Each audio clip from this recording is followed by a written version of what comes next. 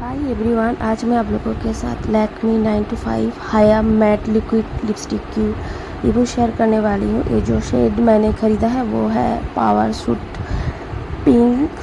This is a very rare kind of pink shade और ये colour बहुत ही अच्छा लगेगा medium to fair skin tone पे। सभी स्किन टोनों के लिए ये कलर बहुत ही अच्छी रहेगी और ये बहुत समय तक रहता है, 7 to 8 आवर्स तक रहती है। और इसका मैंने हैंड स्वॉच भी किया है और लिप स्वॉच भी की है। तो this is the colour of this product और पावर सूट पिंक है इसका जो शेड नेम है। आप इसको बाय कर सकते हो अमेज़ॉन और फ्लिपकार्ट या नायका से। और बिल्कुल भी ड्राई नहीं करता है, लिप्स को इजीली ग्लाइड होता है आपके लिप्स पर।